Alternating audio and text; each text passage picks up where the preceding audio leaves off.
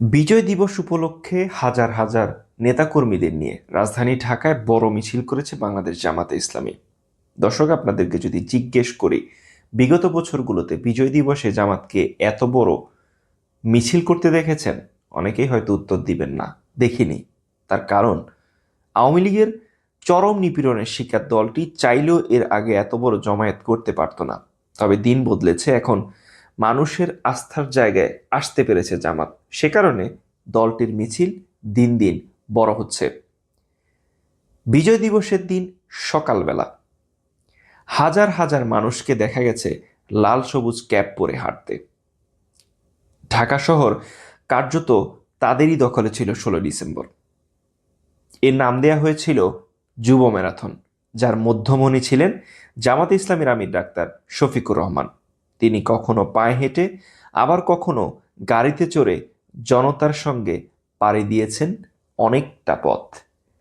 ঢাকার সোহরাওয়ার্দী উদ্যান থেকে যখন আমিরে জামাত বক্তব্য শুরু করলেন, লোকে লোকারণ্য ছিল পুরো প্রাঙ্গণ। আমিরে জামাত মাইক হাতে নিলেন, বললেন, আমরা আর পুরনো বন্দোবস্তের বস্তাপচা রাজনীতি দেখতে চাই না। সকলেই সমস্বরে তাতে সায় দিল। ডাক্তার শফিকুর রহমান 71-এর মুক্তিযুদ্ধের জন্য পশ্চিম পাকিস্তানের শাসক গোষ্ঠীর একগুঁয়েমিকে দায়ী করলেন।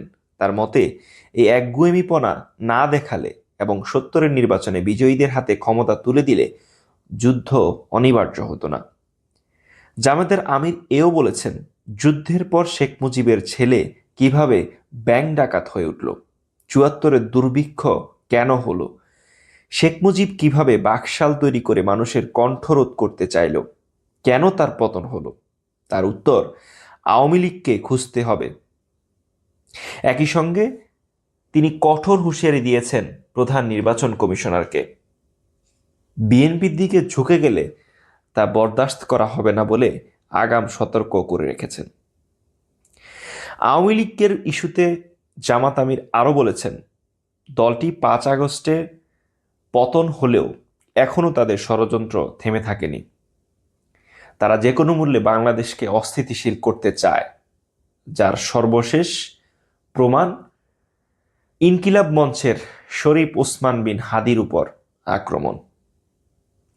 সমাবেশ শেষ করে যখন জামাত আমির হাঁটতে শুরু করলেন, পেছনে যত দূর চোখ যায় শুধু মানুষ আর মানুষ। জামাতের এই সমাবেশ প্রমাণ করে দিল তাদের জনসমর্থন কতখানি। এটি দেখে অবশ্য বিএনপি ভয় পাচ্ছে। এমনিতেই দলটি আগামী নির্বাচনে জামাতকে ভয় পেয়ে কি বলছে, কি করছে কিছুই বুঝে উঠতে পারছে না। অহেতুক পায়ে পাড়া দিয়ে ঝগড়া, তর্ক বিতর্ক করছে। জামাতকে বিতর্কিত করতে গিয়ে বারবার তারাই বিতর্কিত হচ্ছে, উল্টো জামাতের সম্মান বাড়ছে।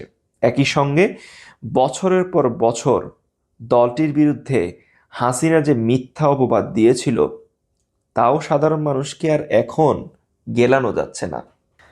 জামাতের এই ম্যারাথন প্রমাণ করে দেয় তারা প্রকৃত দেশপ্রেমিক। দেশ গঠনের সুযোগ পেলে জামাত ইনসাফ ভিত্তিক দেশ গঠন করবে, এটা তারই বার্তা। এদিকে জামাতকে ভয় পেয়ে তাদের বিতর্কিত করতে উঠে পড়ে লেগেছে মিডিয়াগুলো। কারণ একটাই, তাদের ভয় জামাত যদি ক্ষমতায় চলে যায়। সেজন্য বিএনপি আর আওয়ামী লীগ এক হয়ে প্রোপাগান্ডা ছড়াচ্ছে, আবার ক্ষমাও চাচ্ছে। এগুলো ধীরে ধীরে জামাতের ভিতকে মজবুত করছে এবং দেশ সেবার স্বপ্নকে বাস্তবে রূপ দেওয়ার আত্মবিশ্বাস বাড়াচ্ছে। সামনের দিনগুলোতে বিএনপি জামাতকে ভয় পেয়ে আর কি কি করে, সেটাই এখন দেখার বিষয়।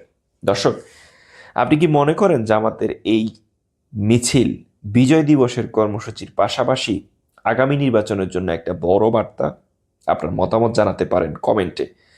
ভিডিও ভালো লেগে থাকলে লাইক দিন, শেয়ার করুন। রাজনীতি নিয়ে বিশ্লেষণ পেতে আমাদের চ্যানেলটি সাবস্ক্রাইব করে বেল আইকন চাপুন।